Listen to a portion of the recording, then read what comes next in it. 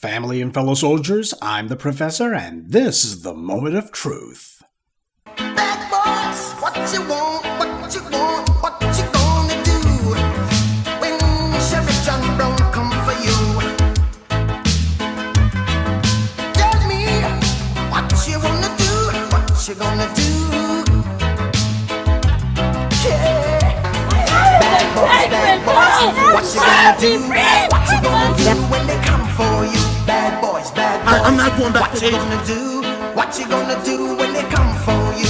When you were 8 and you had bad traits, you go to school and learn the golden rule. So why are you acting like a bloody fool? If you get hot, then you must get cool. Bad boys, what you gonna do?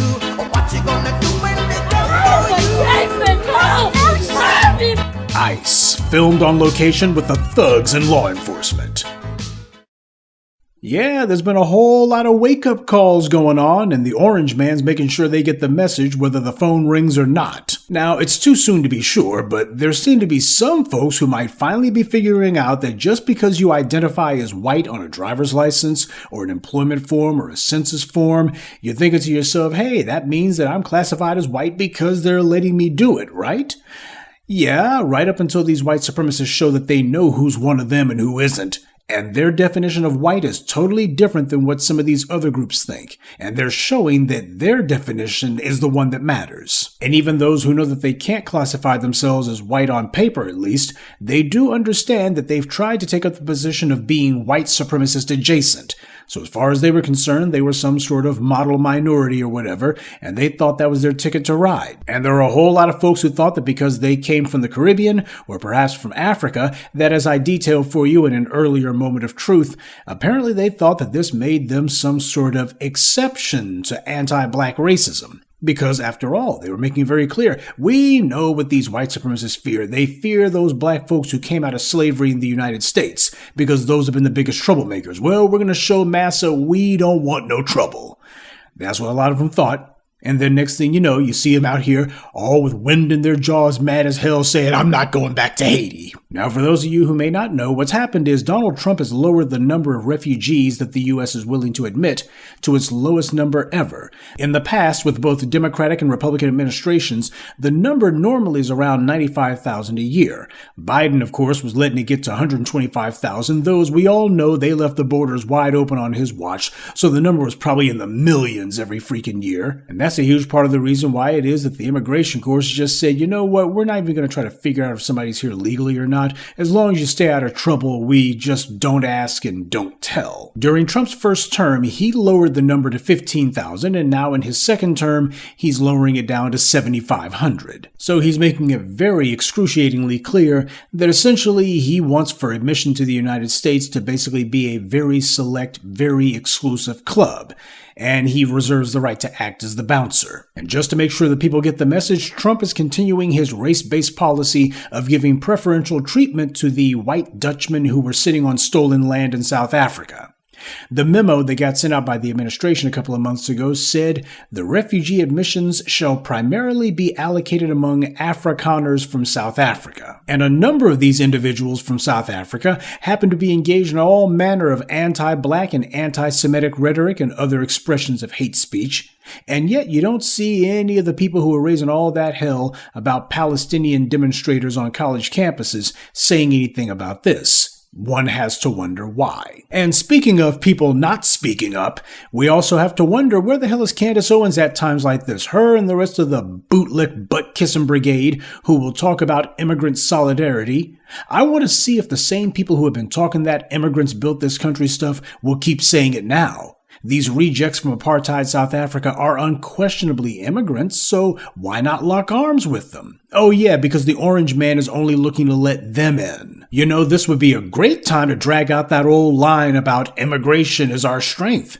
Haven't heard that one in 5 minutes. And for the DNC shills and the left-leaning clowns who will infest the comment section and say, well, those Dutch people, they're racist, you know. Well, guess what's stupid? The people the U.S. has been letting come in as refugees from south of the border and from Asia, they've been just as racist as anything you get from South Africa. And when you look at the tethers who have been coming in for the last 3 generations, who have been ready to bend over backwards and jump out a window just to talk trash about us to ingratiate themselves to the white power structure, you understand that anti-black racism takes on a particularly perverted edge. The Congressional Black Caucus, or Black Immigrant Caucus as they should be called, they're the first ones to go ahead and put on the cape for immigrants, and why not? As the black media has pointed out for you time and time again, the vast majority of the Congressional Black Caucus are individuals whose parents only got here about 30 or 40 years ago. And that being the case, the white powers that be looked and saw compliant bootlicks and said, we're going to go ahead and elevate you guys over these FBA people over here. We're going to make it so that you guys leapfrog to the front of the line without having to do anything, and then you can tell everybody how great immigration is. Everybody from Richie Torres to whomever loves to get in front of the cameras and talk about how their parents came here just a few minutes ago, and they know exactly what it is the dominant society wants to hear, so they do the same old Horatio Alger lie about, my father came here on a boat and he didn't have change in his pockets. In fact, he didn't even have pocket lint, and he did so well. Yeah, because you had the banks and lending institutions who have open policies of lending primarily to immigrants. They're not locking the immigrants out like they do with us. When you claim to be successful under a system that favors you and has all kinds of set-asides for you, that's not a flex. But the thing to remember is, these immigrants from these other places, they've been practicing violent open anti-black racism in their countries before they got here. So when you got these racists from South Africa coming in, these immigrants from other places, they're all in very good company with each other. As Your World said, this country was founded by thieves, slaves, and opportunists, and it's not hard to see which is which. This is where the opportunists come in. You can't talk that we're all immigrants crap when the immigrants who they're letting in aren't saying a word on your behalf. We're seeing how much that immigrant solidarity stuff is worth. As the old saying goes, adversity doesn't build character, it reveals it. And we're seeing that put on full display when it comes to immigration being nothing more than pure self-interest. When entire groups of people flee from their homeland, what that means is they didn't think that home was worth fighting for.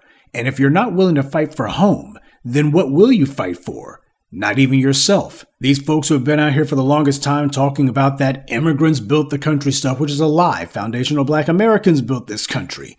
But they only drag out that immigrants built the country line when there's a threat of deportation over their heads. That seems to be the only time they feel like they need to bring it up. The rest of the time, well, we're going to keep it on the low because we're not trying to make anybody from the dominant society uncomfortable. When you have a group who's been guaranteed entry to the country, they're not going to stick up for anyone else. They're not giving anyone any sympathy either. And of course, Elon Musk's kinfolk, they don't seem worried at all about the policies of the country that they're coming into. Even though they, like everyone else, have seen the massive ICE raids, all of these people thrown into handcuffs and leg irons, and yet these folks from apartheid South Africa, they're not nervous at all about running around without their paperwork. The administration made it clear that all the other nationalities, by the way, are not going to be included, and that even went for the Afghans. And they've noticed, along with their would-be American allies, Sean Van Diver, the president and chairman of Afghan EVAC, a California-based coalition that has helped Afghans resettle in the U.S., said that the refugee limitation cap is an unprecedented dismantling of America's refugee program and a moral collapse that abandons the very allies who stood shoulder to shoulder with our troops. Now, you know what I think about that? What I think is, never do a favor for a favor. That's the lesson that should be taken away from this. People who perhaps thought to themselves that they had found some sort of workaround to get themselves a green card eventually. You put in a little bit of time sticking up for Uncle Sam and his army of occupation, and in the end, if things go south, as they inevitably do every time the U.S. occupies a place, things go straight to hell. Well, that's okay. They'll go ahead and give you a slot on some leaky boat or on some overcrowded aircraft, most likely, and they'll go ahead and bring you to the U.S., well, eventually. Yeah, the U.S. government is very good at making lofty promises when it's convenient to them and forgetting all about them when it's not. People are wondering if Trump's going to do anything for the Ukrainians who are also white, but Trump's boss, Putin, wouldn't like that, and there was the bickering that Trump had with Zelensky back at the beginning of his second term. See, what's ironic is that just a couple of months ago, Trump was pretending to care about a white Ukrainian woman who was killed, and yet he's making it clear that he's not going to roll out the welcome wagon for Ukrainian refugees. So, while the orange man only wants white people, he doesn't want all of them. And that's how white supremacy has always functioned, and that's the reason why it's a good thing that he's back in there. You're starting to see what white supremacy is exactly like, and all of these people who thought to themselves that they were on the team, well, they're finding themselves cut from the team. Of course, this isn't going to change anything with them. Their attitudes are not going to be any different because there is no immigrant solidarity. The only problem that some of these groups have with the policy is that the administration's prioritizing someone other than them. That's the problem that they've got. After all, a lot of these people tried to reinvent themselves, classifying themselves as white as if they had the authority to do so, or as some sort of white-adjacent, model minority, what have you. And what's happening is they're getting the wake-up call, and these white supremacists are showing them, no, we were not fooled, and no, we're not taking your word for anything. You're white if we say you are. Same way you stay if we say you can. And no, this is not going to lead to some sort of widespread political backlash from these immigrants against Trump. A lot of these immigrants were abused and mistreated in their home countries, and yet they still love the ruling class there who mistreated them. That's why they never rose up against them. They saw themselves as basically dejected members of the oppressor class. And when they look back at the misleaders of their countries, these two-bit, tin-horn tyrants, the individuals who forced them to flee their country in the first place, they think about the brutality of these leaders and they see that as strength. They've come to not only accept abuse, but to want it. So Trump's strong-arm tactics are actually going to endear him to the very people that he's kicking out. They're not going to hold any grudges. At least not in appreciable numbers they won't. And why would they? Besides, it was brutality that forced them to flee their home countries, and now they're encountering brutality here. That's just the way it is, and as long as they can get back in, next week they'll go ahead and give you reasons why America ain't so bad after all. So, all the folks who thought that they were on the team, why don't you go ahead and give the folks from ICE your story? Tell them about how hardworking you are, how law-abiding that you are. Tell them that you're not lazy, and you're certainly not criminals like those foundational black Americans. Go ahead and give them the story about how hardworking you are, how much you contributed, how much you love these guys. I'm sure they'll be impressed by that, right? But if all else fails, there is one other thing that these non-Afrikaners could try. They could decide to immigrate to South Africa. Yeah, that's the ticket. Go ahead and see if the South Africans will let you immigrate there, and then afterwards go ahead and apply for refugee status on the grounds that you're a persecuted minority from South Africa. I'm sure the orange man and the rest of his MAGA pals will fall for that one.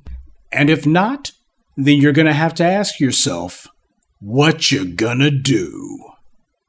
Good day, and be one. I'd like to take a moment to mention some of our contributors. Amir Miller, Robert Dodson, Ikegas Dorset, Jacques Hargett, and Billionaire. Salute to them and thank you to everyone for listening, liking, and sharing this message. Black empowerment only exists because of you.